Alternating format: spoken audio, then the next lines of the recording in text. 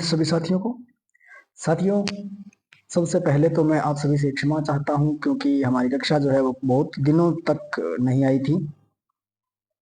इसके बहुत से कारण थे, जैसे एक तो जो हमारा राजकीय उच्च माध्यमिक विद्यालय जोड़कियां है उसमें 26 जनवरी गणतंत्र दिवस और एनुअल फंक्शन जो वार्षिक उत्सव हम कहते हैं उसकी तैयारियां चल रही थी।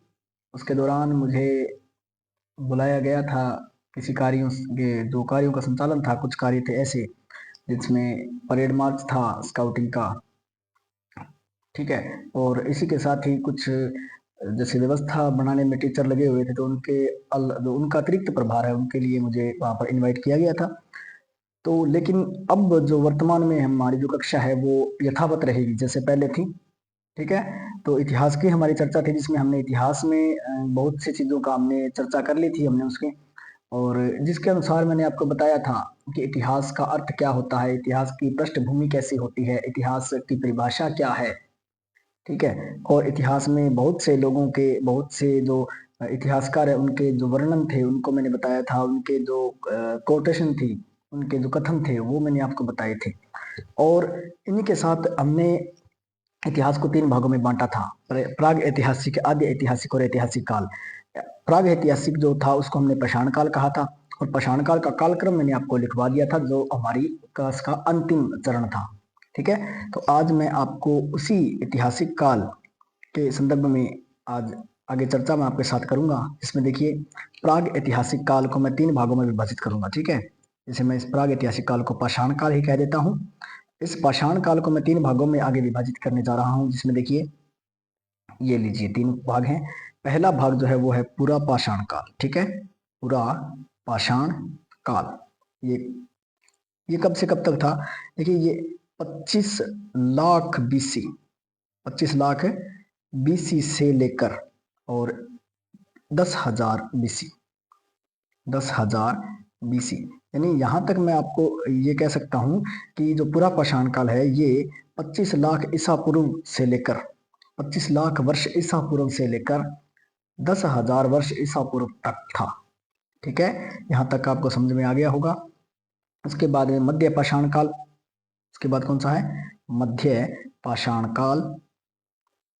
और इसका जो टाइम पीरियड रहेगा वो रहेगा 10,000 वर्ष ईसा पूर्व से लेकर 8,000 वर्ष ईसा पूर्व तक, ठीक है। ये 8,000 वर्ष ईसा पूर्व तक, ठीक है साथियों।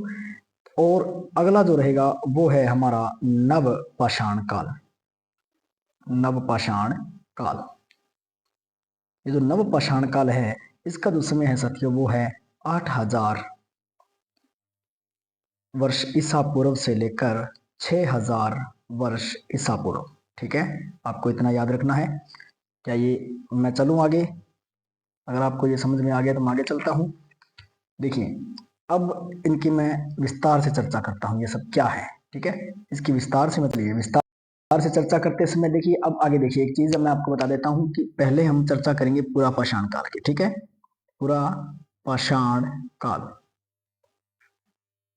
इसका टाइम पीरियड लिखने की जरूरत नहीं है क्योंकि पहले हम बता चुके हैं 25 लाख से 10,000, 25 लाख बीसी से 10,000 बीसी, ठीक है। चलिए, पूरा पाषाण काल जो है उसको भी मैंने 3 भागों में विभाजित कर दिया है सहूलियत के लिए, अपनी जो अपने क्या कह सकते हैं कि अपने आसानी होने के लिए, हमारी सरलता के लिए हमने इसको 3 भागों में और विभाजित कर दिया। कौन कौन से हैं? तो एक को हमने नाम दिया पूर्व पूरा पाषाण काल, ठीक है। ये 25 लाख से 25 लाख बीसी से 25 लाख बीसी से लेकर इसका जो टाइम पीरियड है वो रहेगा 9 लाख बीसी तक, ठीक है साथियों। 9 लाख बीसी तक इसका टाइम पीरियड रहेगा। इसके बाद देखिए एक और है जिसके हम इसी इसी में एक और है, दूसरा जो पॉइंट है वो है मध्य पूरा पाषाण काल, मध्य पूरा पाषाण काल, ठीक है। तो इस मध्य पूरा पाषाण काल का जो टाइम पीरियड है वो रहेगा 9 लाख वर्ष ईसा पूर्व से लेकर 40,000 वर्ष ईसा पूर्व, ठीक है साथियों। यहां तक आपको समझ में आ गया होगा। थोड़ा सा मैं और आगे चलता हूँ। अब देखिए इसके बाद में होता है नवपाषाण काल, नवपुरा पाषाण काल, सॉरी, नवपुरा पाषाण काल। और ये जो नवपुरा पाषाण काल है, इसका जो टाइम पीरियड है साथियों वो है 40,000 BC से, यानी 40,000 वर्ष ईसा पूर्व से 10,000 वर्ष ईसा पूर्व। ठीक है साथियों, आपको यहां तक समझ में आ गया होगा, मेरा ये अनुमान है। ठीक है, देखिए पहले हमने क्या किया, सबसे पहले हमने क्या किया इसके बारे में मैं आपसे थोड़ी सी जानकारी दे देता हूँ आपको। पहले हमने 3 भाग बांटे थे इतिहास के। ठीक है, कौन कौन से थे? एक तो था ऐतिहासिक काल, प्राग ऐतिहासिक काल। ठीक है, प्राग ऐतिहासिक काल जिसे पाषाण काल कहा गया था। दूसरा था आद्य ऐतिहासिक काल और तीसरा था ऐतिहासिक काल। ठीक है साथियों, प्राग ऐतिहासिक काल में वह काल था जिसमें मानव असभ्य था, लिपि का ज्ञान नहीं था। ठीक है, ये प्राग ऐतिहासिक काल को पाषाण काल कहा गया है। समझ में आ गई बात? इसमें जानकारी क्या थी? पुरातात्विक स्रोत थे कुछ, इसमें गुफा के चित्र बने हुए थे और पत्थर के औजार थे। ठीक है, और आद्य ऐतिहासिक जो काल था, इसमें मानव सभ्य है, उसे लिपि का ज्ञान है, लेकिन उसने जो लिखा है वो अपने खुद को भी उससे पता नहीं उसने क्या लिख दिया है। ठीक है, और इसमें संस्कृति स्थल में मिले हैं सिंधु सभ्यता, वैदिक सभ्यता। ठीक है, और पुरातात्विक जो स्रोत मिले हैं वो मिले हैं सिंधु सभ्यता के धोलावीरा से, जो लिपि के प्रमाण मिले हैं। ठीक है, और ऐतिहासिक काल जो है इसमें मानव सभ्य है, उसे लिपि का ज्ञान भी है और लिपि पढ़ने योग्य भी है। ठीक है, इसमें पुरातात्विक और साहित्यिक स्रोत शामिल किए गए हैं। अब इन तीनों में जो पाषाण काल हमने लिखा था, उस पाषाण काल के 3 भाग मैंने बताए थे, पूरा पाषाण काल, मध्य पाषाण काल और नवपाषाण काल। ठीक है, यानी कि पुराना पत्थर काल, यानी पुरानी जो पत्थर जो स्टोनेज थी पुराना, उसके बाद में मिडिल एज, मिडिल स्टोनेज, और यानी मिडिएवल स्टोनेज जिसे आप कह सकते हैं, और नवपाषाण काल।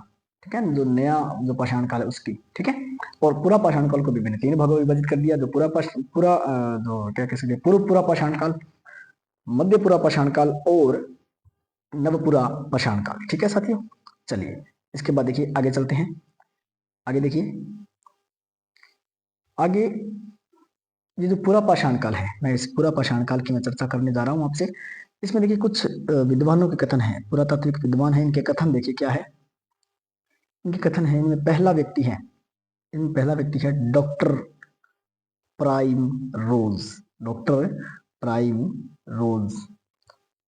अब ये जो गुलाब होते हैं, यानी डॉक्टर प्राइम रोज जो है, ये क्या है, भारत में प्राग ऐतिहासिक काल का जनक, यानी इसमें इस काल का जनक नहीं कहेंगे हम इसको, प्राग ऐतिहासिक काल के खोज का जनक है ये। इसका जनक है ये प्राग ऐतिहासिक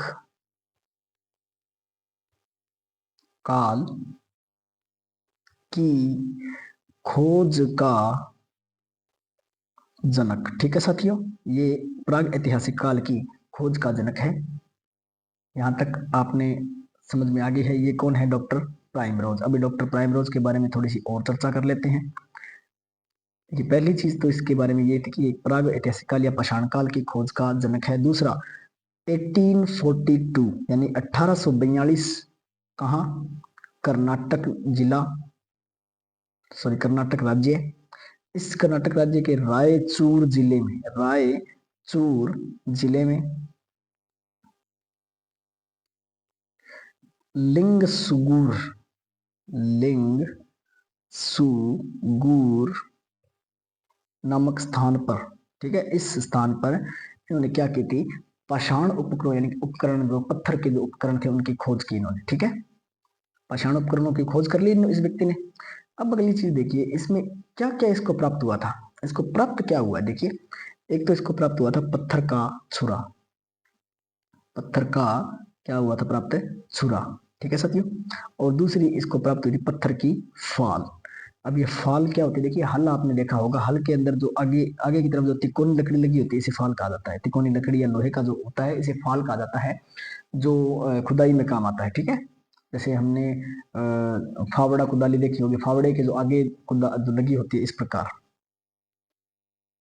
ये आगे जो ये लकड़ी लगी होती है इसमें, और ये जो हिस्सा है ये होता है फाल। ठीक है, चलिए दूसरा जो व्यक्ति है उनका नाम है जॉन इवांस, जॉन इवांस। ठीक है साथियों, जॉन इवांस। अब इन व्यक्ति का क्या योगदान है देखिए, इन्होंने क्या किया था, नर्मदा नदी घाटी, नर्मदा नदी घाटी में कब, 1853, ठीक है, को पाषाण उपकरणों की खोज कर ली। अब ये 1853 है, इसमें मैं आपको बता देता हूँ कि भारत में प्रथम रेल जो थी वो चली थी मुंबई से ठाणे के मध्य। मुंबई से ठाणे ये महाराष्ट्र में पड़ता है वर्तमान में, ठीक है साथियों।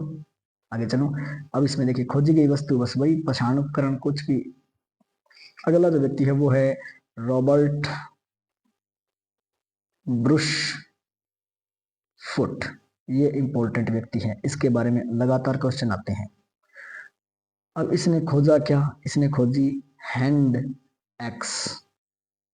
क्या खोजी थी, हैंड एक्स, कुछ नहीं है, हाथों कुहाड़ियों है, समझ में आ गई के बाद। कुल्हाड़ी है ये, हाथों की, हाथों से जो पकड़ के मारते हैं, छोटी सी कुल्हाड़ी होती है, हैंड एक्स कहते हैं, वो है, क्लीवर भी कहा जाता है इसको, ठीक है, हैंड एक्स। और कब खोज की थी भाई साहब ने, 1863। कहाँ की थी, तो जगह का नाम है पल्लवरम, पल्लवरम, ये है मद्रास, वर्तमान में चेन्नई, और ये जगह है तमिलनाडु। समझ में आ गई क्या बात, चले आगे चलूं, ठीक है।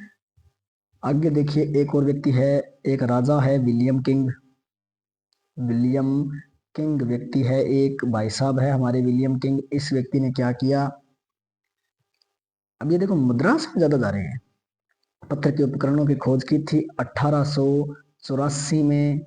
और कहाँ से की थी, जगह है अतिरम्पक्कम, अतिरम्पक्कम, ठीक है, ये जगह कहाँ है, ये वही है मद्रास।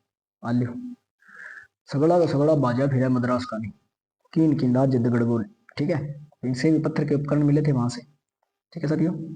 चलिए अब देखिए आगे, आगे देखिए अगला जो व्यक्ति है वो है डी टेरा, डी टेरा प्लस कौन सा है, इसके साथ एक व्यक्ति आएगा पीटरसन, पीटर का लड़का पीटरसन, ठीक है।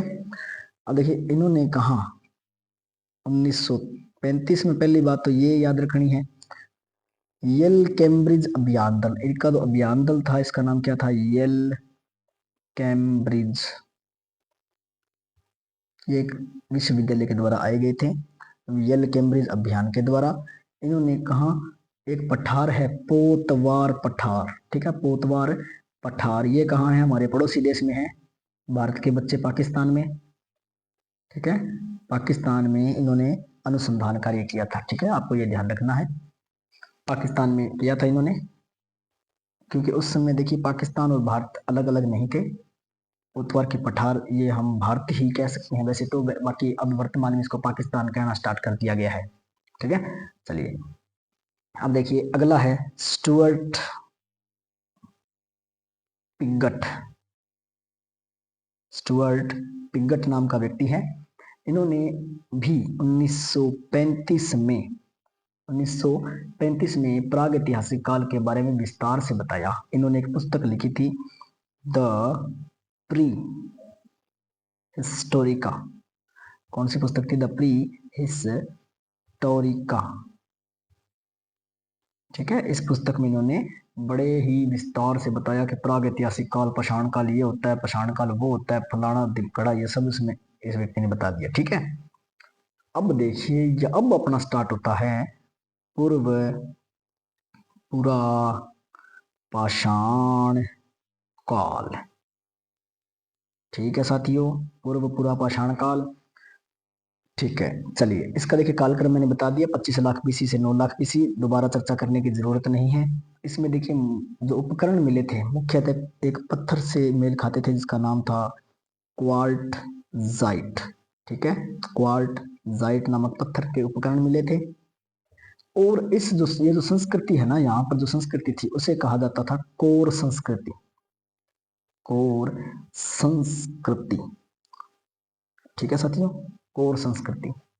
चलिए आगे चलें, तो इसमें देखिए काल संस्कृति, जो इस ये जो काल है इसका संस्कृति का विभाजन देखिए किस प्रकार। मैं तो यहाँ पे एक विभाजन कर रहा हूँ उत्तर भारत, उत्तर भारत, और दक्षिण भारत की संस्कृति के हिसाब से। ठीक है साथियों, उत्तर भारत या दक्षिण भारत की संस्कृति। चलिए देखिए साथियों, उत्तर भारत में जो अवशेष मिले थे, उत्तर भारत में जो अवशेष मिले थे, उनके आधार पर पूर्व पाषाण काल को चॉपर चॉपिंग, कौन सी? Chopper chopping. अगर मैं हिंदी में इस चॉपर चॉपिंग को आपको बताऊं तो इसका होता है कटकटाना, यानी कि काटना, काटना फाड़ना। ठीक है, ये होता है काटना बाड़ना कह सकते हो आप, बागड़ी में देखें तो। पेबुल, चॉपर चॉपिंग, पेबुल, बटिकाश्म, बटिकाश्म या सोहन संस्कृति। कौन सी? सोहन संस्कृति कहा गया। साहब कह दियो। चलिए अब देखो, दक्षिण भारत में पहले आपको मैंने बताया था कि रॉबर्ट ब्रूसफुट को एक हैंड एक्स मिली थी, तो इसी के आधार पर इसको कहा गया दक्षिण भारत में हैंड एक्स संस्कृति, हैंड एक्स कल्चर। ठीक है साथियों, मिल गया? ठीक है। और यहाँ पर जो उपकरण मिले हैं, यहाँ पर जो उपकरण मिले हैं दक्षिण भारत में, तो वही जो कुल्हाड़ी के समान उपकरण मिले हैं सबके सब। और जो पूरा पाषाण काल है, उत्तर भारत में पूरा पाषाण काल संस्कृति की जानकारी किसने दी थी? 1928 में एक व्यक्ति थे, doctor D N Wadia, doctor D N Wadia. ठीक है, इस व्यक्ति ने जानकारी दी थी 1928 में। उत्तर भारत में पूरा पाषाण काल संस्कृति की जानकारी किस व्यक्ति ने दी थी? तो डी एन वाडिया ने दी थी। ठीक है साथियों, आगे चलें। चलिए चलो फिर आगे चलो। आज अब इसके देखिए, पूरा पाषाण काल के जो स्थल हैं उनके बारे में मैं थोड़ी सी आपसे चर्चा कर लेता हूं। तो स्थल देखिए कौन कौन से हैं। पहला मैं आपको अब मैं यहाँ लिख नहीं पाऊंगा, बहुत ज्यादा बड़ा हो जाएगा। ठीक है, तो पहला तो हमने पढ़ा था कोतवार पठार, पाकिस्तान, सोहन नदी। ठीक है, तो इस सोहन नदी के कारण इसको सोन सभ्यता, सोन संस्कृति, बटिकाश्म संस्कृति कहा जाता है। ठीक है, चलिए अब देखिए भारत में कौन कौन से हैं। तो भारत में तो है पहलगांव,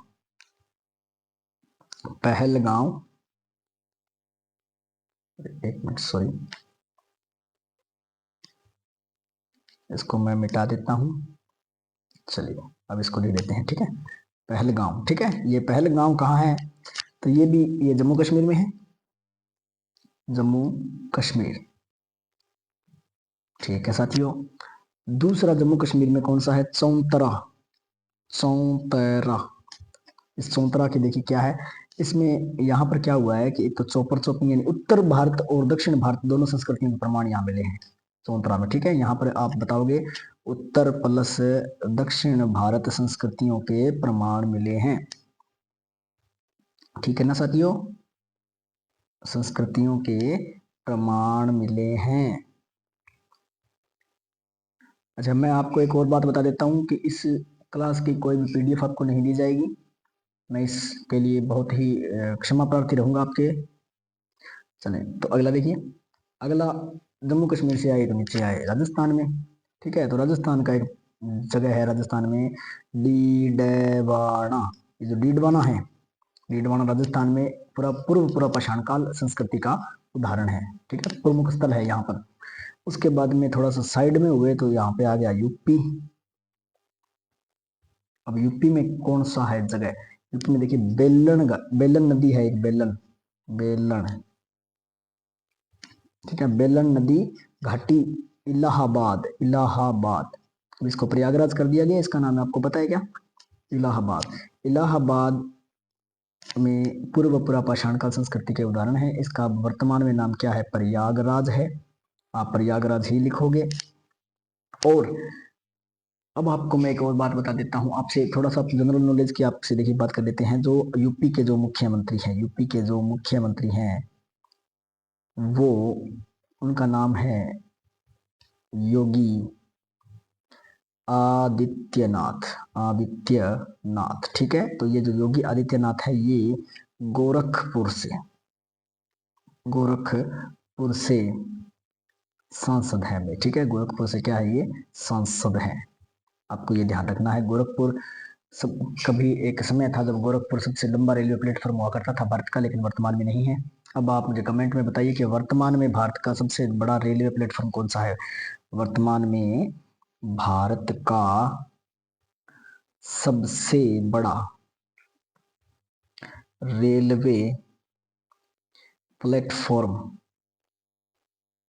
कौन सा है? ठीक है, आप मुझे कमेंट में बताएं, कमेंट में बताइए। अच्छा, सबसे बड़े रेलवे प्लेटफॉर्म के बाद में देखिए अब आगे आ गया है आपका एमपी। अब एमपी में कौन कौन सी जगह आती है? देखिए एमपी में एक जगह आती है भीमबेटका, भीमबेटका, भीमबेटा नहीं है, भीमबेटका है। ठीक है, कहीं भीमबेटका कर दो। चलिए, अब इसके बाद में दो हमने स्थल पढ़ी दिए हैं, पल्लवरम, अतिरमपक्कम, ये दो मद्रास तमिलनाडु में थे, चेन्नई में, वहां। ठीक है, और अब आपका आता है एमएच यानी महाराष्ट्र। महाराष्ट्र में देखिए एक तो आता है नेवासा, नेवासा। ठीक है, और एक है चिरकी, चिरकी, चिरक्की। ठीक है, ये जो चिरक्की है, अच्छा नेवासा तो है महाराष्ट्र में। एक हमारे राजस्थान में आता है रेवासा। अच्छा, मैं आपसे एक बात बता देता हूँ, रेवासा वर्तमान राजस्थान के सीकर में है। और आपसे एक सवाल है, आपसे क्या है, क्वेश्चन है आपसे, और ये क्वेश्चन जो है वो ये कहता है कि रेवासा सीकर में किस लोक देवी या लोक देवता का मंदिर बना हुआ है? रेवासा सीकर, कमेंट में बताइए। ठीक है, चलिए।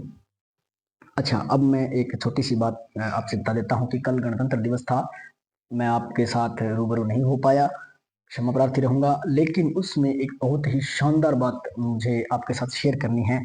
कक्षा 9 की एक बच्ची है, कक्षा 9 की एक बच्ची है, नाम है गुनगुन सुथार। ठीक है, नाम क्या है इस बच्ची का? गुनगुन सुथार। तो लेकिन अब ये बच्ची क्या किया, इस बच्ची ने बहुत ही शानदार प्रदर्शन किया था ड्रिल मार्च में। एक ड्रिल मार्च, छोटी सी ड्रिल मार्च थी, जो ध्वज सलामी के लिए वहां पर स्काउट टुकड़ी ऐड की गई थी। लेकिन उस स्काउट टुकड़ी में गुनगुन ने क्या किया कि एक तो पहले तो गुनगुन ने थोड़ा सा जैसे कह सकते हैं कि हट करके कहा कि मुझे इस टुकड़ी में शामिल होना है, और उसी टुकड़ी की फ्रंट रो में गुनगुन ने उन वेल ट्रेन्ड स्काउट्स के साथ इतनी शानदार परेड की, जिसकी प्रशंसा वहां पर आए हुए विशिष्ट अतिथियों के मुंह से अपने आप होने लगी कि हाँ, ये बच्ची बहुत शानदार परेड कर रही है। तो गुनगुन, बहुत बहुत शुभकामनाएं आपको, बहुत ही अच्छा आपने परेड में प्रदर्शन किया, और आपके कारण कुछ शाबाशी मुझे भी मिली है। धन्यवाद गुनगुन। चलिए, इसके बाद देखिए निम्न पुरा पाषाण काल जो था, पूर्व पुरा पाषाण काल को निम्न पुरा पाषाण काल भी कहा जाता है, ध्यान रखिएगा। ठीक है, इसको क्या कहा जाता है? पूर्व पुरा पाषाण काल जो है, इसको इसको कहा जाता है निम्न पुरा पाषाण काल। ठीक है, इसको ये भी कहा जाता है नाम। ठीक है, चलिए, तो इसमें क्या है, इसकी जो कुछ विशेषताएं हैं, देखिए क्या विशेषताएं थी। पहली विशेषता, मानव को कृषि का ज्ञान बिल्कुल नहीं था, मानव को कृषि का ज्ञान नहीं था। ठीक है साथियों, अब कृषि का ज्ञान नहीं है तो खाएगा क्या? बस मांस खाएगा। तो मानव की प्रकृति कैसी थी? शिकारी प्रकृति थी। ठीक है, शिकारी प्रकृति। ठीक है, चलिए, तीसरा, मानव खाद्य उत्पादक नहीं था, खाद्य उत्पादक नहीं था, उत्पादक नहीं था मानव, सिर्फ उपभोक्ता था। ठीक है, आपको ये ध्यान रखना है। चलिए, अब अगला है आग का ज्ञान। मानव को आग का ज्ञान तो था, परंतु उसके द्वारा आग का प्रयोग नहीं किया गया। ठीक है साथियों, मानव को आग का ज्ञान तो था, लेकिन उसके द्वारा आग का प्रयोग नहीं किया गया था। ठीक है, चलिए, अगला देखिए, अगला है मध्यपुरा पाषाण काल। ठीक है, कौन सा है ये? मध्यपुरा पाषाण काल। मध्यपुरा पाषाण काल का कालक्रम मैंने लिखवा दिया है, एक सेकंड। तो कालक्रम लिखने की कोई जरूरत नहीं है। देखिए, मैं यहाँ पर आपको दो तीन चीजें बता देता हूँ। अब मैं थोड़ा सा शॉर्ट में और इस तरह से चलूंगा जिससे कि आपको समझ में आ जाए, ठीक है। देखिए, पहली चीज इसके उपनाम। उपनाम क्या है? एक तो इसको कहते हैं फलक संस्कृति। कौन सी संस्कृति कहा जाता है इसको? फलक संस्कृति कहा जाता है। दूसरी इसको कहा जाता है नेवासा संस्कृति, ठीक है। अब नेवासा आपने पीछे पढ़ा है, महाराष्ट्र में है, नेवासा संस्कृति इसको कहा जाता है, ठीक है साथियों। चलिए, यहाँ पर कुछ उपकरण मिले हैं। उपकरण कौन कौन से हैं? पहला उपकरण यहाँ पर मिला है खुरचनी। खुरचनी जिसे अंग्रेजी में हम स्क्रैपर स्क्रैपर कहते हैं, स्क्रैपर, हाँ स्क्रैपर, ठीक है।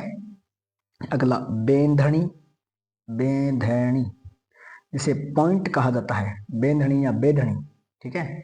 ये बेधनी जो है वो, अगर कोई बच्चा जिसके परिवार में लकड़ी का काम होता है तो वो इस बेधनी को बहुत अच्छी तरीके से जानता होगा, ठीक है। ये पॉइंट इसको अंग्रेजी में कहते हैं पॉइंट। एक जगह पर पॉइंट करने के लिए काम आता थी, यानी कि एक एक पॉइंट को मतलब कह सकते हैं कि पूरा डिटेल में करने के लिए काम आती थी, ठीक है। एक है तक्षणी। अब तक्षणी यानी कि तीखा करने के काम आएगी, इसे कहते हैं ब्यूरिन। ये तीनों चारों जो शब्द हैं ये लकड़ी से संबंधित काम इसमें आएगा, ठीक है। वैसे ये पत्थर के थे। चलिए, मुख्यतः ये जो सामान है ये क्वार्टजाइट, किसके? क्वार्टजाइट, जैस्पर, फ्लिंट, फ्लिंट और चर्ट के बने होते थे, चर्ट के, ठीक है साथियों। यहां तक आपको समझ में आ गया होगा, ठीक है साथियों। चलिए, अब देखिए एक दो बातें और है इसके बारे में। चलिए, देखिए निवासा, अब इसके जो स्थल है वो आपकी मैं बात कर लेता हूँ। देखिए निवासा और जो चिरक्की है वो महाराष्ट्र में है। सबसे अधिक अवशेषों की प्राप्ति वहीं से हुई है। देखिए, एक तो महाराष्ट्र से किसके हैं? नेवासा प्लस चिरक्की, ठीक है साथियों। और इन दोनों से सबसे अधिक जो पुरातात्विक स्थलों की यहाँ से अवशेषों की प्राप्ति हुई है, ठीक है। चलिए, दूसरा आपका है यूपी। अब यूपी में है एक तो सिंगरौली और चकिया। कौन सा? चकिया और सिंगरौली। चकिया प्लस सिंगरौली, ये दो हैं, ठीक है साथियों। चलिए, इसके बाद देखिए आगे मैं और थोड़ा सा आपको, अगर डिटेल में आपको पढ़ना है तो मैं आपको डिटेल में भी बता दूंगा। इसके अलावा देखिए, इसके जो ये जो स्थल है इसके ज़्यादा अपने को प्रमाण की जरूरत नहीं है, इतना सफिशियंट रहेगा आपके लिए, ठीक है साथियों। आगे चले, चलिए आगे देखिए, अगला जो है वो है नवपुरा पाषाण काल, ठीक है। कौन सा है? नवपुरा पाषाण काल, नवपुरा पाषाण काल, ठीक है। इस नवपुरा पाषाण काल में देखिए क्या था। कालक्रम मैंने बताया था 40,000 वर्ष ईसा पूर्व से लेकर 10,000 वर्ष ईसा पूर्व तक। अब वो अगर आपको किसी को भी डाउट है कि ये ईसा पूर्व, ये जो ईसा पूर्व है ये उल्टा क्यों चल रहा है, तो मैंने एक वीडियो पहले से बनाई है क्यों चल रहा है। देखिए, इस काल को कहा जाता था ब्लेड संस्कृति, ब्लेड संस्कृति, ठीक है, ब्लेड संस्कृति। अब ये क्यों कहा जाता था, आगे देखिए। इस काल में क्या हुआ? हिम युग की समाप्ति।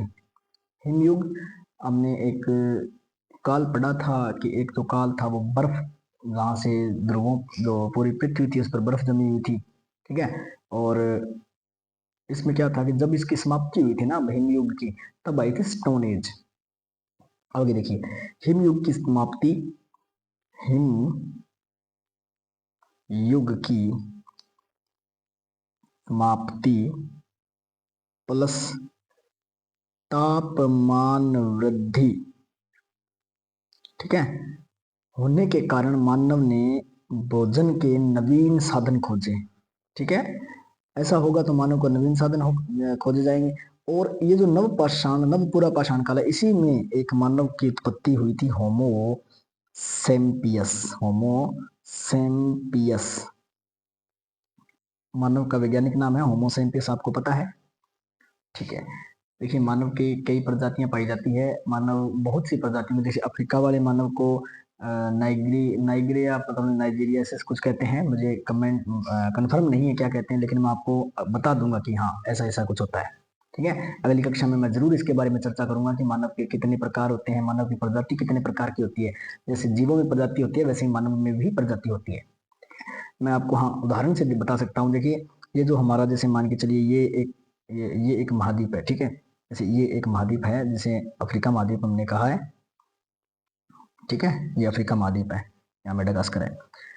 और इसके बाद में देखिए यहाँ से लेकर यहाँ ये भारत आ गया, और सॉरी, इसके बाद यहाँ से ये भूमध्य सागर, और इसके बाद यहाँ ये आ गया अपना एशिया, सॉरी ऑफ यूरोप और एशिया दोनों, ठीक है। यहाँ जापान द्वीप आ गए, और ये देखिए, ठीक है। और यहाँ पर आपका एक महाद्वीप आएगा, जिसे उत्तर अमेरिका हमने कहा है, ठीक है साथियों। और इसके बाद में यहाँ से एक महाद्वीप का जन्म होता है, जिसे दक्षिण अमेरिका कहा जाता है, ठीक है साथियों। चलिए अब देखिए साथियों, मैं आपसे कुछ छोटी सी बातें आपसे यहाँ पर करना चाहता हूँ। यहाँ पर एक ऑस्ट्रेलिया महाद्वीप भी है। चलिए सुनिए बात। यहाँ पर जो मानव है, यहाँ पर जो मानव है, इस मानव की पहचान क्या होगी? इस मानव की पहचान होगी कि यहाँ पर इस मानव की एक तो लंबाई में बहुत ज़्यादा वृद्धि होगी, ठीक है। मानव की लंबाई बहुत ही बड़ी होगी, और इनके जो होंठ है, होंठ वो अपेक्षाकृत बहुत बड़े होते हैं, सिर बड़ा होता है, हाथ लंबे होते हैं, ठीक है। ये इस मानव की विशेषताएं हैं। हाँ, कलर आपको पता ही है कि इस भूमध्य रेखा के पास रहेंगे तो कलर तो ऑटोमेटिक काला होगा, क्योंकि मेलानिन नामक का तत्व पाया जाता है, ठीक है। और अगर मैं बात करूं यहाँ के मानव की, तो यहाँ के मानव के अपेक्षाकृत जो बाल होते हैं वो लाल कलर के होते हैं। मानव जो है वो लगभग सफेद कलर के मानव पाए जाते हैं, यानी जिसकी चमड़ी गोरी होती है। वो अंग्रेज जैसे हमारे पास आए थे, पुर्तगाली, वो यहीं पर है, ठीक है। लगभग सेम किस्सा यहाँ पर है, लेकिन यहाँ के जो मानव के बालों का जो कलर होता है वो भूरा पाया जाता है। और इसी के विपरीत यहाँ इस महाद्वीप में, इस जगह पर, यहाँ के जो मानव है इनके बालों का कलर सफेद पाया जाता है, सफेद या कह सकते हैं कि हल्का भूरा पाया जाता है, ठीक है। और हमारे यहाँ पर बालों का कलर काला पाया जाता है, स्किन का कलर हल्का सा, मतलब कह सकते हैं सांवला पाया जाता है। यहाँ पर बालों का कलर काला, सफेद, भूरा इस प्रकार पाया जाएगा, ठीक है। और जो स्किन का कलर है वो लगभग सफेद, या अपने कह सकते हैं कि मिश्रित कलर के यहाँ पर मानव पाए जाते हैं, ठीक है। तो इस प्रकार की मैं बात यहाँ पर करना चाहता हूँ। चलिए अब नवपुरा पाषाण काल जो था, इसके प्रमुख स्थल देखिए। नवपुरा पाषाण काल जो है, इसके प्रमुख स्थलों की मैं बात करूं तो इसमें देखिए बेलन नदी, मैंने आपको पहले बताया था यूपी में बेलन नदी है, ठीक है। तो जो बेलन नदी है, बेलन नदी घाटी यूपी वाली, इसमें, ठीक है। और एक हमने सोहन नदी घाटी की बात की थी, इसके आधार पर हमने उत्तर भारत की जो संस्कृति है उसको सोहन नदी घाटी या सोहन संस्कृति के रूप में जाना था, ठीक है। सोहन नदी घाटी, ठीक है। और ये सोहन नदी घाटी कहाँ है? पाक में, पाकिस्तान में, ठीक है। चलिए इन दोनों का जो अन्वेषण करता या खोजकर्ता जिसे हम कह सकते हैं वो है प्रोफेसर G.R. शर्मा, ठीक है साथियों, प्रोफेसर G.R. शर्मा। इसके बाद में देखिए एक जगह है यूपी में ही, चौपानी मांडो। कौन सी है? चौपानी मांडो। इस चौपानी मांडो जो है ये यूपी में ही है। यहाँ पर क्या है कि हड्डियों के साक्ष्य प्राप्त हुए हैं। किसके साक्ष्य प्राप्त हुए साथियों? हड्डियों के साक्ष्य यहाँ पर प्राप्त हुए हैं, हड्डियों के साक्ष्य, ठीक है। चलिए इसके बाद देखिए एक और जगह है जिसे कहा जाता है रेनीगुंटा, ठीक है। कौन सी जगह है? रेनीगुंटा। ये जो रेनीगुंटा है ये आंध्र प्रदेश में है, एपी। मैं यहाँ पर शॉर्ट फॉर्म लिख रहा हूँ, ठीक है। और एक मैंने आपको पहले बताया था भीमबेटका। भीमबेटका कहाँ थी? एमपी में, ठीक है। और यहाँ से सबसे ज्यादा गुफाओं में बने हुए चित्र, या जिसे हम कह सकते हैं गुहा चित्र, वो प्राप्त हुए हैं। यहाँ से गुफा चित्र प्राप्त हुए हैं सबसे ज्यादा, ठीक है। चलिए अब देखिए भीमबेटका की छोटी सी मैं चर्चा कर लेता हूँ। कुल चित्रों की संख्या कितनी है? तो इस गुफा चित्रों की संख्या, कुल गुफा चित्रों की संख्या भीमबेटका में 600 है लगभग, जिनमें सभी के चित्र लगभग जानवरों के हैं। किसके चित्र हैं? सभी, लगभग सभी चित्र जानवरों के हैं, ठीक है। चित्रों की जो लंबाई है, लंबाई जो है चित्रों की वो लगभग 1 से 2 मीटर तक पाई जाती है। ठीक है, विशेषता क्या है चित्रों की? देखिए, हरे व गहरे लाल रंग का प्रयोग, किसका प्रयोग है? हरे प्लस गहरे लाल रंग का प्रयोग है। ठीक है साथियों, गहरे लाल रंग का प्रयोग।